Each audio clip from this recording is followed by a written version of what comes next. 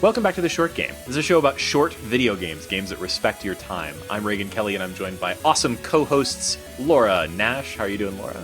Feeling very regal today. And also my bro host and real-life twin brother, Shane Kelly. How are you doing, Shane? I am swiping right on this day. Indeed. And we're talking this week about Reigns 2, or rather, I should say, Reigns, Her Majesty, the sequel to last year? Last year's Reigns? Yeah. Mm-hmm. So actually, we mentioned just on the tail end of last episode that we were going to be covering iOS sequels kind of centered around Reigns. But we ended up liking this game quite a bit and wanted to sort of focus the episode on this. So we're still going to talk about the other two games we mentioned last week. We're going to talk about Monument Valley 2 and Framed 2, probably kind of clustered in with maybe something else a little later, probably in 2018. But this episode, we're going to be talking about just Reigns, Her Majesty, which just came out. It's the new hotness, came out December 7th, so just a couple of days ago as we're recording. Yeah, everybody with press codes had their pieces out on the 7th, but we're still in the same week, so I think that's pretty good. Yeah, for this show, this is like really hot off the presses. I'm pretty happy to be actually playing this game. I'm the only one now that has pretty much not finished it. You guys just blew through this one, which I remember the last one taking you a whole lot longer to finish. It certainly did for me. I think that the last one, I didn't grasp the mechanics as well, so I was lost. And this one, I kept making progress and I kept playing. And we'll talk about that a little more when we get into what's new. But for those who haven't played, the main mechanic of Reigns is that it matches kind of a tinder-swiping mechanic with a kingdom simulator. And the last one you played as the king, and this time you play as the queen. So if you haven't played it, that's basically it. I mean, there's a lot of extra flavor, a lot of you keep dying and playing the next king and the next king and the next king, and in this one, the next queen and the next queen and the next queen. But you still have that basic idea of balancing piety, public popularity, strength, and money.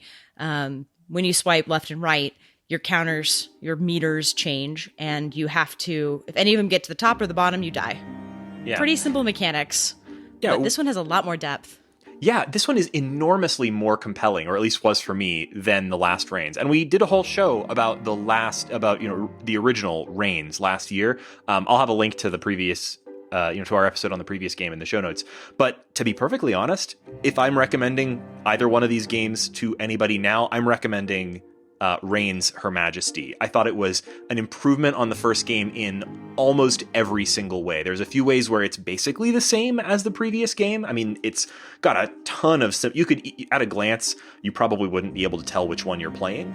But there's just so many little refinements to this, and just some big stuff, mostly having to do with the narrative and the writing of the game, that are just extremely improved over the original Reigns. So this combines the team of the last game, but there's a couple folks that you might have heard of from other places. Jim Guthrie, who did the music for Sword and Sorcery, does the music for this one.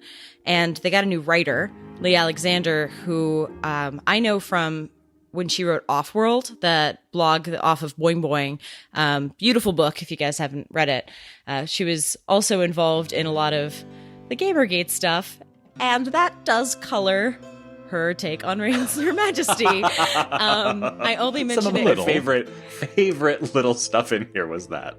We'll talk about that in a bit. It's not sad in any way, but she definitely has a lot of fun to poke, and I enjoyed it immensely. Yeah, I haven't found that much of that yet, so I'm looking forward to hearing more about it. I have made my peace with the fact that I am going to get spoilers on this episode, and listeners, perhaps you should too. Yeah, we're going to have a spoiler break towards the end, because we definitely want to talk about the ending of the game, and there are some kind of big surprises. Also, some things that are essentially puzzle solutions that we'll probably try to keep for after the spoiler break. But before we get that far, let's talk about where this game is the same as the previous Reigns, and where it's a big step forward, or at least different. So what made the original Reigns kind of notable, and the, I guess, gameplay innovation that let it pick up a lot of kind of early discussion online, was this sort of Tinder mechanic, and it's this sort of swipe left, swipe right interface. There are lots of games that have you choosing your own, choice of actions, but this game has those choices are so small and so frequent, and because of the Tinder-style interface, so easy to make that it really flows very well. And every choice you make has a little bit of information about what's going to happen. You get a little bit of flavor text as you swipe. That you might swipe left, and as you swipe, it will say, "Curse the king," and then you swipe right, it says, "Bless the king," or something like that. You know what I'm saying? And then you also get a little bit of hinting as to which of your 4 different stats are affected. So this decision might have ramifications for your standing with the church or your treasury. So the art style is also very similar to what it was before. Pretty much the same. I think there's more characters and more portraits, and so there's a lot more going on there. I also noticed some really neat, just while we're talking about art and UI, new elements that are kind of thrown in there that looked and felt like the original, but were kind of taking it to a little bit of a new level, which is some of the items were 3-dimensional. So as you swipe left and right, you get a little bit of a parallax effect. I thought that was really cool. But the classic look, which is just an extreme low poly illustration, is still there and still very charming. I also think that sometimes eyes moved as you were kind of trying to decide, especially if you're taking a long time to deliberate. They kind of followed you. I don't remember that in the first one, but either way, it's a really nice touch. Yeah, I think that is good. I played this at work, and a coworker in UX kept being like, "This is what delight is when we talk about delighting customers. It's the eyes moving in the game you're playing." I was like, calm down. It was delightful, though. There's so many little touches delightful. like that. Yeah. Everything old is new again. Do you remember the old eyes that you could add to your Mac OS 1 menu bar that would follow your cursor? Yes. Another thing, while we're talking about UI, there's one more thing I want to throw out there, which is really, really good use of haptics. The original game, I don't think, had this. In this one, or at least I was playing it on a device that didn't have the good haptic engine that Apple has thrown in. Engine. Oh yeah, that taptics. So in this, like, all these actions in the game are very tactile. There's a lot of swiping and dragging and things like that. And then there's also other kind of scene elements that will also trigger it. There's in between lives, there's a big dial you turn, and all of that stuff feels really good in the haptic engine. So even with the sound off, I feel like the game almost sounds good because of that feel of clickiness and snappiness. That's true. So yeah, there's many things about this game that are basically the same as the previous game. Essentially the same mechanics with a few additions, which we'll talk about in a little bit. Same art style. Sounds a little better, but overall vaguely similar kind of sound to the game. And the gameplay loop is still the same. I mean, we kind of mentioned that, but like this has this very sort of unique gameplay loop for a kind of narrative-driven or story-driven kind of game where you're making constant tiny choices, and your queen, in this case, is living for a few years and dying, a few years and dying. You're constantly dying and being reborn. But the world around your queen is mostly unchanged for each life. You're surrounded by characters who mostly look the same and have the same names and have the same roles in the world. It grows, it doesn't change that much. As you explore, you add more cards to the deck that it's sort of dishing out for your story. And you're inheriting the world of your previous queen. So you literally come right in on the heels of your previous queen. So if they were in the middle of a controversy about whether or not you should welcome the northern contingent's still going to be there on your next turn. Mm-hmm. You haven't dismissed them, for example. Yes, and there are items in this, and if you collect items, you inherit them from your previous queen, which is a pretty cool kind of way to feel like you're progressing, even if you're constantly dying and things are essentially being reset each time. That is an innovation that there wasn't that much of that in the first game. There were a few like collectible items that I played around with, but nowhere near to this extent. It feels much more like a continuous experience. It does. Because of that. what's really new in the game is that its narrative is a lot more interesting and compelling. And that's hard to really explain why, because it's actually still very similar. You are constantly being reborn as the monarch of this country again and again. As opposed to the previous one, where you were, I think, cursed by the devil to live the same life again and again and again. Here, you are the forever queen, a prophesied queen who has been blessed by the All-Mother, a sort of mysterious deity, to live out your life again and again and again in service of her to some end that's not clear yet. And that is a small tweak, but it just ended up being much more compelling to me than the previous one. You still have all the deaths. You still have all the... there are a ton and ton of ways to die. There's still a lot of characters. There's a lot of silliness. There's a lot of kind of jokes. But something that I found that really helped me with the narrative is, in the first game, you're cursed by the devil. There are specifically 46 characters and 26 ways to die, which is all I need in a game. I am extraordinarily happy when someone tells me how many deaths I have seen, especially when I have beaten it and I know I haven't gotten all of the deaths. I am extremely motivated to go back because I thought I died a lot of imaginative ways. And then when I restarted, I immediately died in a brand new way. I hadn't died in childbirth somehow. And then I restarted the game and immediately died in childbirth. And I was like, well, there's one. Check. I also like that all that's sort of collected in this memento mori section of the menu. It's like, I like that's nice. It's lovely. I'm super happy that I have a little inkling into how the back story engine is being done in here. And the way they do it is they have this kind of astrology chart, and every time you die, the little wheel turns and you have a different sign. And so some things happen under different signs. I'm actually working on an astrology app, so I was like, at first I was like, no, I don't want to deal with astrology. This is my work. But as it turns, different forces are in play, and it means that not only are events balanced, that you don't get the same thing over and over again, but you might get something every 12 lives, but also that you can manipulate, influence, track different things. You can try different things. You're more successful at different attempts in different time periods. I like that puzzle aspect a lot because I had no idea what was going on with the devil in the first game. And just there was an overarching narrative that I couldn't really touch in that one. This one, I actually felt like I had a chance. Yeah, there's a lot more hinting. It's still pretty...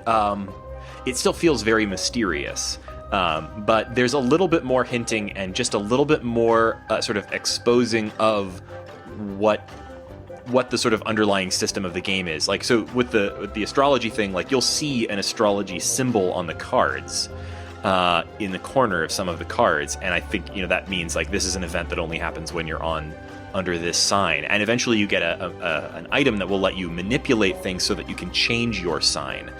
So if there are things that you want to make happen, you can kind of do that by knowing what sign they're supposed to take place under and changing the astrological sign for your queen. And just the game just does tell you a little more than it did in the previous one. The every now and then, after you die, you'll meet the All-Mother, who will tell you something that is essentially like her telling you what to do next. So, she'll tell you, find my book, or, bring me my crown. In the first one, I really did feel like I was muddling through the game mechanically, and it meant that there was a lot of repetition to the story. I knew I could get...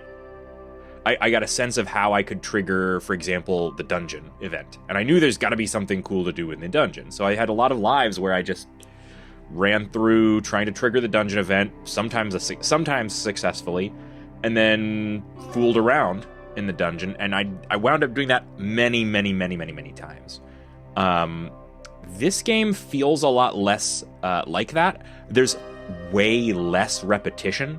Part of that, I think, is just a mechanical difference, because there's things that are cyclical, like the signs, and there's I think this other part of it is there's just a lot more writing in this game, is from what I can tell. And things like the dungeon, like you mentioned, there's an equivalent thing here in this game that's a kind of a hedge maze that you go into. and I muddled around in the hedge maze trying to figure out how to navigate it or how to get out of the maze, or trying to figure out what is the goal while you're in this maze for several lives. And eventually the game tells you by the way of, like, if I recall correctly, you like talk to a fox and it gives you some advice, or I don't remember exactly how it delivers the information about how to navigate the maze, but long story short, the game does eventually tell you that information, which I don't think the previous one ever did. You had to just guess it for yourself. This felt a little better in that way. Well, to me, the biggest innovation is when I played the dungeon, every time you turn, you die a little bit. So you just die and like it was very easy to die in the dungeon, and now starve. You can't starve to death in the maze. You can like a dude will show up and be like, "Hey, do you want to leave this?" you and you can decide, "No, I want to stay. I haven't done what I want to." Yeah, I forgot about starving to death in the maze. That was always such a bummer because it was like, or in the dungeon, because it was such a bummer because that was like, ooh, I'm suddenly in this like totally different play mode, and it's very exciting, and I want to figure it out, and you only had what seemed like 8 cards or something to figure it out before you starved to death, and who knows when you get back to it again.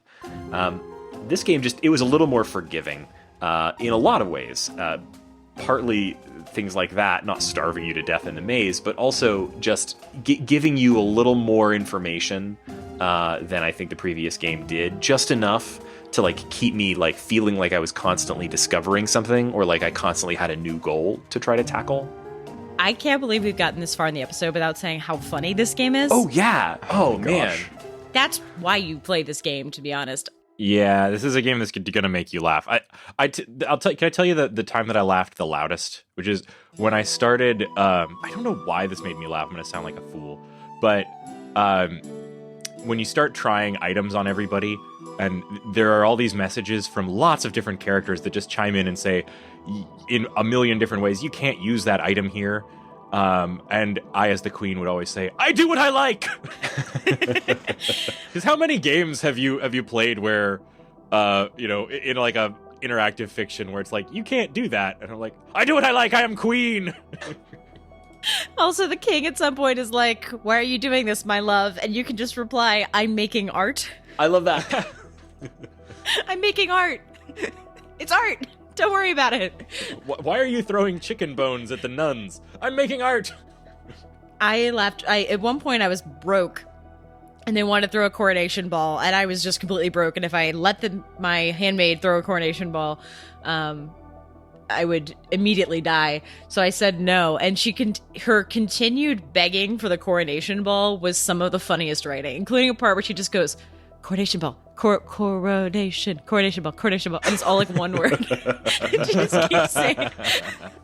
My favorite was the obvious but also extremely like funny, I guess, Gamergate or Men's Rights or who knows what other, shitty people parody of this game. At some point, a bunch of snake people show up in your kingdom. We're talking about literal, like, guys with snake faces and giant, like, robes. The snake cult. The snake cult. And they're constantly saying things like, you can try and throw them out of the palace, for example, and then they'll say, "Oh, our rights are being violated," or at one point, one of them says, "My men's club must continue our therapeutic fireside meetings. Please, my queen, you must allow free expression," says the snake man about his cult meetings. Leigh Alexander's voice as a writer really comes through. Oh, it's so funny. And one of my favorite things, the dying and restarting, I actually had the opportunity to unmask the snake cult, and I was very excited about it. You can't really solve them. They're always going to be there, just hanging out. And one of my favorite snake cult things was you can start a zoo in one of the versions, and at one point, and they randomly give you an animal, and at one point they gave me the men's right activist and the snake thing, and he's like, "What? I'm not actually an animal. Why did you put me in a zoo?" And I was like, yes, the queen has put the snakehead man in the zoo. All is right with the world. The woods cult leader, who's a kind of a flower child, comes to you and says, the men in snake masks are just sitting, lighting fires outside my people's temple. They call it a speech rally. It's disturbing." And then when you talk to them, they're constantly complaining about women taking over the kingdom. I also loved how there were little things like people critiquing your portrait, or there was an entire part where you have a really dumb daughter. Love the dumb daughter who says things like, man, that girl in the flower crown, is she from a music festival? Talking about your woodland cult creatures. She throws really bad idea parties. I don't want to spoil that. That's one of my favorite jokes. But your daughter is a stupid, stupid girl, and it's great. If you send her to the city, if you send her to the church, she just grows up a nun. But if you send her to the city, she comes back real dumb. Excellent writing. Oh, good. I had sent her to the city, and she hasn't come back yet. I could look forward to that. Oh, yeah. Every time I just sent her to the city, I was like, I want more adventures of my dumb daughter making terrible mistakes and probably getting me killed, but I was so entertained. I love a game that encourages you to make bad decisions because they're funnier. Oh, yeah. And this game is full of that. I was making tons of bad decisions because I thought it was, you have to balance not dying to get the outcomes of the funny decisions, but if you can walk that line very narrowly. Yeah, so many games just put your choices into a spectrum of like good or evil. And this game, there's no judgment on you. It's really just about wanting to play in the space and explore. That's so nice. It is. Also, something that's kind of new in this game is the slight... So, okay, I don't want to talk too much about this before the spoiler break, but there are some things about it that I think we can talk about.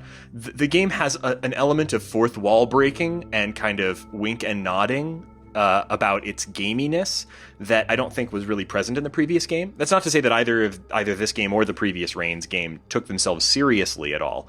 This game is, jokey from the start, but it seems to take a while before things start poking into the game that feel like they're breaking the third wall a little bit. Kind of an early example that I can remember is that at some point, so you have this duel master that's actually kind of like a mechanical owl, but occasionally he'll just pop in after you make a choice to tell you things about your choices. And they have that kind of like Telltale Games-esque kind of thing. Here's how other people responded to your choice, but it's all jokes or lies. So for example, like I made some choice at some point, and he popped in and said, "Woohoo! That answer has lowered your successful intersectional feminism index below 32-point threshold." That's the hidden stat the game is tracking. Yep. Or at one point, he pipes in to say, "Nice answer. Your results indicate that your feminist goddess soul is Harry Potter." It's such a good send-up of like the BuzzFeed quizzes that I take too often for my intelligence level. Are we talking favorite characters right now? Oh yeah, go for it. Because my favorite is the judge. Oh, yes. The judge is always coming to you with these insane questions. They're really just, questions of mainly financial liability. And so one was, a woman was rejected by her betrothed after a beauty cream gave her hives. Must the manufacturer now marry her? And so there's all these kinds of questions. And the good thing about it is whether you say yes or no, you're setting some kind of legal precedent. And it's the response that you get, the text that you get back out of these is always very funny. So I had said, yes, she must marry him. And it says, Justice Cowlton rules that basic beauty standards must be guaranteed by cream bachelors. Love that. Nothing made me happier than the idea that all the cream bachelors were just shaking in their boots at the powerful queen helping make this legal Supreme Court style edicts. And the other thing I like about that is that the other characters, once you've got these characters in play, the other characters will always have some kind of interaction with them. So there was a moment after it introduced the judge, and I'd seen him a few times and I really liked him, where a scene came up that forced me to basically pick between the judge and the church. And I was like, oh, judge all the way. And I was like instantly burned at the stake. Yeah. Yeah, I often, early on or later when I wasn't paying attention, found myself being answering with my heart, my soul, and then immediately dying. I think once I ruled for like 65 years and then died in 3 the next time. Like, I just so quickly chose something horribly heretical. It was a very bad idea. Yeah, if you're really like playing to win, and you're, carefully examining your options and making sure that everything stays balanced, you make some really uninteresting choices. It's really like, you're absolutely right, Laura, about how it sort of is incentivizing you to make bad choices, because so often those bad choices are so much more interesting or funny. And that's great. That's a great tension to have in your game. This sort of feeling that like, oh, I want to do that because it's so funny, but I'll lose. But losing is part of the game. It's incentivizing and you're you also to kind presented with these goals at the start of each life. Yeah. You get the goals at the bottom, and that's another reason to try and make crazy choices, because you see a goal like pass the sainthood test. And okay, well, I better, if I'm going to really try for that, I better be getting in good with the church. So screw the people, screw the purse, build a giant cathedral. Yeah, I think something that I really like experimenting with is the doctor/mad scientist character, because there's got to be randomizers on some of the stuff, because sometimes you trust her and it immediately results in your death, and sometimes you trust, and there's some of the funniest deaths in the game, and sometimes you trust her and suddenly like you have just opened up a whole new world of things for your kingdom. I always love a weird character that is very unpredictable, especially in a game where there's so little consequence. Did you guys partake in the romance? All of them. As much as possible. Did you know that behind every powerful woman is a lovely little lad who acts as her adorable trophy? Until he starts costing you too much money and you kick him to the curb. Oh boy. I think it's actually kind of appropriate that in this game the romance almost never did anything good for anyone. It mostly served. Occasionally you could use a romance to like balance out some stat that you had already screwed up, but mostly I found that the romance just screwed me over and made things harder. Occasionally men flirt with your king. I don't think I had that. I hooked up with someone in a couple successive lives, and then the next time I got the same card that was like, excuse me, but do you think there can be something between? And instead of us, it says me and the king. And you can swipe in one direction and it's like, they seem happy. There's so many little things like that can happen in this game, and they're not like part of the reason that this game can have so much variety, so much cool stuff that can happen is that really something happening is a line of text and a card with an illustration that's probably the same as 24 other cards. So they've been able to make this game sort of feel like this expansive experience where anything can happen with really a bare minimum of resources, which is why I think that this is more like interactive fiction than most other types of games that we play for this show. This is a game that has, I think we talked about this when we talked about the first Reigns, this is a really kind of novel delivery mechanism for interactive fiction, choice-based narrative interactive fiction. I'm so glad to see them return to this. I was already hoping that they would return to this mechanic. I was a little actually disappointed when I initially learned that it was going to be a sequel to the main game, in that it was going to be, Reigns 2, essentially. I was kind of hoping that they would apply these same ideas to a new story or a new setting, a new kind of way of doing things. But I'm really glad they did this, actually, because it feels like such a perfect refinement of what they did with the previous game, that like this is now a really rich set of ideas that I hope will get applied to other stuff. I think it's interesting that it's not longer, it's richer. Yes. Because it's less It's actually repetition. shorter, I think. Because I wasn't wasting time. It definitely felt shorter, but maybe that's just because I wasn't grinding as much. Yeah, that's probably the case for me, Yeah. too. There's a lot more in it, but you're going through it faster with a little bit. Not to say there's not some repetition, to be sure. Oh, yeah, definitely. But it just doesn't feel quite as opaque. Obviously, we all really liked this game. I had a blast playing it. I intend to go back and play it again because I didn't at least get the quote-unquote good ending, and there's definitely stuff in the game that I haven't seen yet. But now seems like an appropriate time for us to have our spoiler break so that we can talk a little bit about the ending and some of the mechanics or stuff that might be basically puzzle solutions. I also didn't get the good ending, but I know what I didn't do. So I think we haven't really discussed how far we got. And I know that Reagan and I solved different puzzles.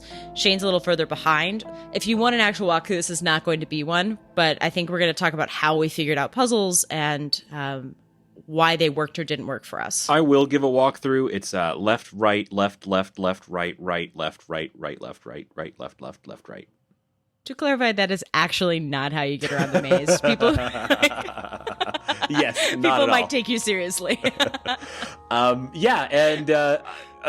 I have actually, so this is something I commonly do. Like if I reach the ending of a game and I get the quote unquote bad ending, I'll often then just go and look up, okay, well, what did I need to do in order to get the good ending? So like, I don't know if we want to talk a little bit about that after the spoiler break, but we're not going to be like recapping that stuff. That said, there is a good walkthrough out there on the internet if you're the sort of person who absolutely wants one.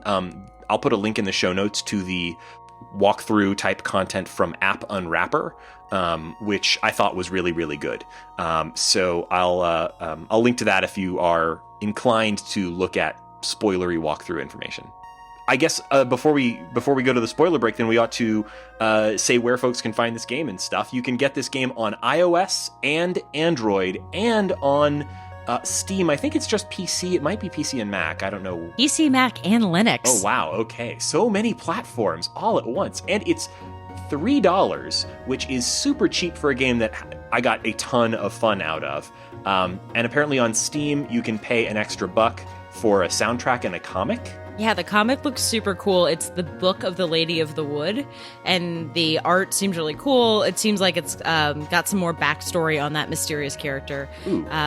I bought it on iOS, but I will not lie and say that I'm tempted. I wish there was another way to just get the extras. You can get the soundtrack separately from Jim Guthrie's website, or rather, I guess it's his Bandcamp page. So I don't know if there's a way to get it's exclusive to Steam, unfortunately. Bummer. But I have seen pictures from it, so if you are going to play it on Steam, I think it's probably worth the extra $1 to get the soundtrack. Oh, yeah. And honestly, and like, comic. if you're buying the soundtrack separately, it is $8 Canadian. So, like, yeah, absolutely get the soundtrack. What is that in if real you money? can. I don't even know. Get the soundtrack on Steam if you're inclined to play the game on Steam. Although, I mean, it's so good on mobile. I would almost say, like, spend $7 and get the mobile version and buy the Steam bundle and just have both. It's super fun. Mm-hmm. Yeah, I've been enjoying it on my iPhone and iPad. It syncs quite nicely if you really? have more than one mobile device. It just moves your game right over automatically through the iCloud. So good stuff. And so for those listeners who are leaving us pre-spoiler break, first of all, good on you. And secondly, thank you so much for joining us on this episode of The Short Game. I've been Reagan Kelly. You can find me on Twitter at ReaganK. That's RayganK. You can find the show on Twitter at _shortgame or www.theshortgame.net. There's also a contact form on our website. And of course, you can leave us iTunes reviews. That is a really good way to support the show. It's still the #1 podcast platform, which means it's how people discover podcasts like ours. So if you leave us a review, it does help us out. Thank you very much for doing that if you already have. And if you haven't, please take a minute and do it. Laura, where can people find you? You can find me on Twitter at Laura J. Nash. And Shane, where can people find you? I'm on Twitter at 8BitShane. And because I don't want spoilers, I am out. All right. And before we run away, I have one more thing for listeners. We are going to be doing our end of the year kind of short game awards soon. So if you have something that you really want to make sure that we play before we start doing that, please send that to us on our email form or on Twitter. We just want to make sure that, even if we don't have time to play it, we can include that in our games we didn't have time to play list. Yeah. So looking forward to our Game of the Year awards, quote-unquote awards show pretty soon here. We do have, I think, maybe time in the year for one more episode before that hits. I'm not sure exactly how things will shake out. But, keep an eye on this feed. And here it is, your spoiler break.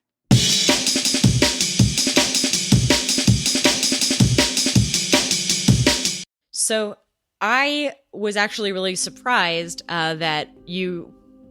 can upgrade items, and that's part of the puzzle, because the first couple things I upgraded were kind of on accident. Like I was just playing along and things got upgraded, and then later on when I did something huge and something that took a lot of forethought and moving the astrological wheel and all, and then suddenly I got an upgraded item, I realized, oh, that's how you move the plot forward. Yeah. I felt kind of dumb, but also... Which was the first one you did? The first thing I got was the USB stick. Yeah, so I only ended up getting one item like fully upgraded. I knew that you could upgrade items, but it was unclear to me that there were sometimes multiple levels. So like, for example, the spell book has multiple different upgrades that get applied to it as you go. And I thought there was only one level of upgrade for everything. So, I upgraded the chicken bone to the Saint's Relic. Yeah. And I thought, okay, I'm done. But then with the USB stick, I was like, this is weird. It was really weird when I had a USB stick, a Saints box, and like a credit card. And I was like, one of these things is not like the other. Yeah. So when I triggered the ending, I had most of my items fully upgraded. I had a tablet, a credit card, a USB stick, and I still had the Saints Reliquary, because I think I realized I needed to do something with... I never triggered an eclipse, so I finally triggered the eclipse. I run through and it triggers the end game because I'm after the second millennium, and I get so far in the game that I triggered the ending. And so I'm going to replay. I started a little bit, but I'll probably slow it down so I get more deaths and stuff. But the things that I missed that I was really excited to do is I want to murder the king. Yeah, I didn't get to do that either. And I am very incentivized to play again so I can murder the king, because I think I know how to do it. Oh, I also didn't upgrade my gun.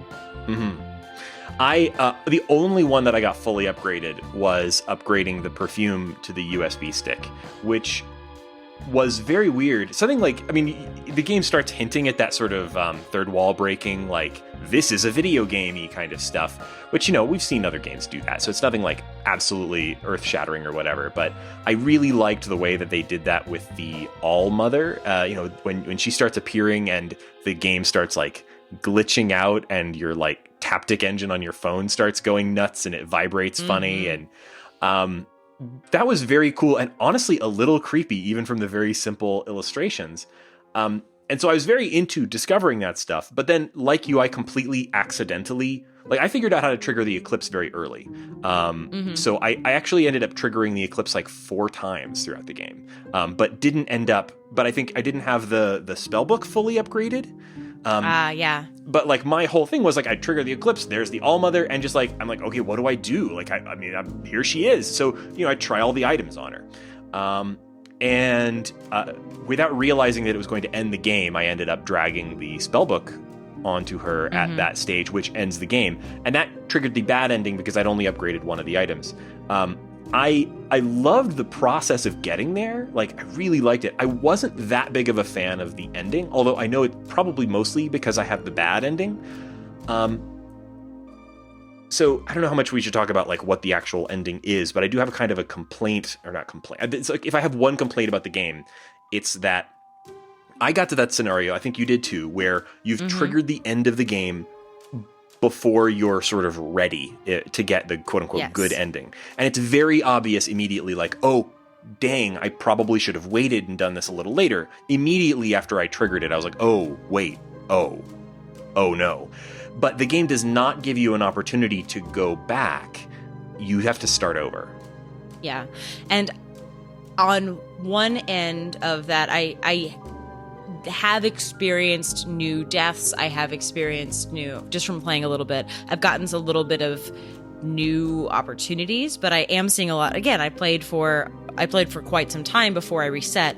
I think giving myself a little bit of space before I play again, it's going to keeps all my achievements, all my deaths, will help me, because I also got the bad ending, although I was 4/5 of the way through.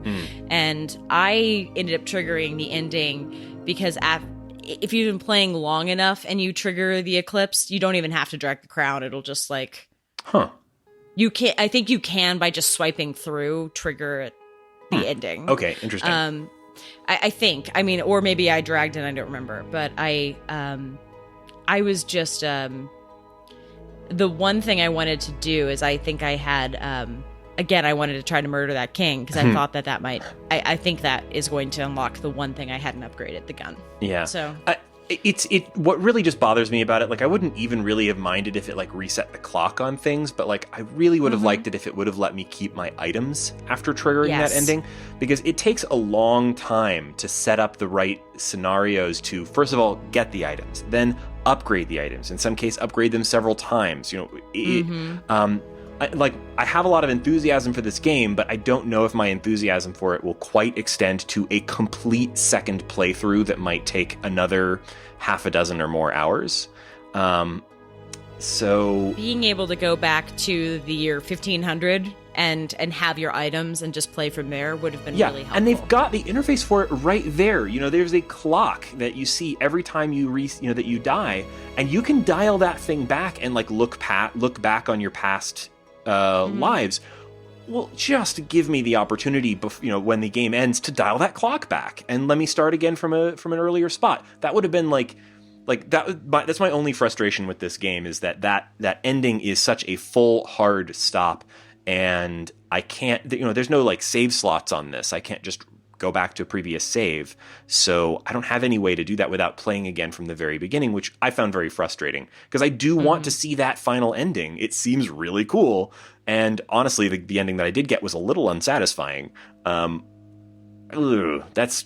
my one complaint. Yeah, and I think that I had so much fun solving the puzzles, but resolving puzzles is not as fun because it's just retracking. A lot of puzzle games have this problem. I just wish that I'm looking at you, Room, that you can finish. But I just wanted to have the chance to roll back, keep my items, and experience more deaths, experience more cards, because this is a really replayable game. You can pick up and play for a couple minutes, but knowing you want to carry everything through in the right order does make you change the way you play, and I don't like that as much. Yeah. I feel like I'm speed running the second way through, because I'm grabbing all my items and trying to get all my items back to where it was, and that feels a little cheesed. Yeah, and not just cheese, but like there's good repetition and there's bad repetition. Like, yeah, you could try and see some new stuff, but like at that point you're redoing whole swaths of the game, probably in more or less exactly the same way, or trying to remember how you did it last time. And I have a terrible memory for this kind of thing. I just know that I would say like, oh, what did I do to pass the sainthood test, or what did I do to get the gun, or what sign did I have to be under to upgrade the X to the Y? Like, that's the kind of thing that I'm probably not going to enjoy doing a second time. So that said, I keep getting one of the best deaths in the game because I'm just throwing shit at the wall, which is the court will never forget the Mad Queen who threw random items around for no reason. Nice. Reagan actually gave me a hint that completely changed the way I play the game. Oh yeah, we which didn't is talk that you about can that. get out of deaths, which I'm glad you did. I'm glad that's in the spoiler section. Yeah. Because I didn't. Reigns 1, you're powerless. You just die. Here you have an inventory and you could just like throw items on people and maybe you can get out of dying. It's great. Yeah, we didn't talk about that at all before. Yeah, but that's like a really great improvement over the previous game. Like, if you screw up and let's say your money, your treasury goes down to 0, there's usually a few cards while the characters tell you, oh, the treasury's empty, next card. Looks like the people are revolting. And then, so during that period where it's telling you that you're about to die, there are sometimes things you can do with the items that you have that will let you kind of like cheese your way out of it. Almost always only once, so it seems very clearly designed for this. Some of them make perfect sense. Like, for example, if you screwed up with the church, you can use the perfume on the cardinal, which will charm him, and the rank for the church goes up just a little bit, and you get another shot. but some of them are bizarre and you wouldn't expect them, so it's worth kind of just trying random shit. The one that I discovered that was like really weird was if you run out of the treasury, if you run out of money, then the king comes to tell you and tell you that that you need to run away with him to avoid your debtors or whatever. And if you pull a gun on him at that point, he'll think it's hilarious for some reason. And it doesn't actually raise the level of the treasury, but it gives you about 2 or 3 cards where you can try something that will. And in that moment, if you try just throwing some random cards around or random items around, usually you'll get one of those messages that one of the characters will deliver that basically says, "Why are you trying random items here?"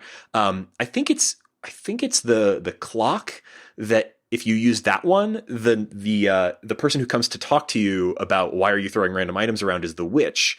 And if you then flatter the witch, then it raises the level of all of your stats just a little bit. And by doing that weird combo of things, you can cheese your way out of a death. And that was the only way that I ever got to live like 60 years on a single playthrough, was like learning those like cheesy ways to like sneak out of a death just once using the items. The funny thing about that is, around 40 years of reigning, the king shows up and is like, "How has your life been?" And it just will kill you as a wonderful natural death. And you have to get out of it by pulling a gun on him, or else you're not going to live past 43 years or so. You have to just be, and he'll be like, "Oh, how funny. I'm just not going to ask you this question about like looking back at your life." Yeah, I guess in a sense that's the good death. That's the like you lived happily ever after with the king, but you're powerless. Yeah. I just really, really liked this game. I hope that it seems like it's gotten a lot of good buzz. Just based on what I'm seeing on Twitter, people seem to be really responding to it. Maybe more than I saw people talking about Reigns 1. Part of that just might be familiarity, but like that's awesome. But it's also it was the game of the day on the App Store yesterday. Apple selected it. 1 and 2 are the top, or Her Majesty is number 1 paid app. Reigns is number 2. A lot of people are starting to. I've seen a lot more writing about it. I think the first Reigns was people talked about the mechanic. This one, people are talking about the actual plot the and writing. the story. Yeah. And Lee Alexander. I mean, I do follow Lee Alexander on Twitter, so I'm getting a lot of talk about that. But I've been really heartened to see like people who are developers of a lot of games we've covered, like some of the writers on 80 Days, for example, are really into this game. And there's been a lot of very funny commentary. The first thing that got me excited about this game was when Lee Alexander called it a Cersei Lannister simulation. And from then on, I was pretty much hooked. So I really enjoyed this game. I'm glad to see that folks are checking it out. And if you have played this game and you got any endings that we didn't get, or if you just have any cool memories, you want to send us some screenshots. I love seeing some of the jokes that I probably missed in this game. So reach out to us, tweet at me at Reagan K, RAYGANK, or at Laura J Nash. Maybe don't tweet at Shane since he hasn't finished yet, but apart from that, like, let us know. And if you have a suggestion for a game that we haven't covered on this show yet that you think is short and sweet and awesome, just let us know. And we're always looking for new stuff to play. I know we already did the outro and kind of admin stuff before the spoiler break, so I don't know. Anything you want to leave them with, Laura? If anyone knows how to get my last 9 deaths, that even though I've played for thousands of years in the game, I still haven't gotten the first death in the whole card set. So if anyone can tell me how to get that first death, I will appreciate it very much. Yeah, let us know. And thanks so much for joining us on this episode of The Short Game.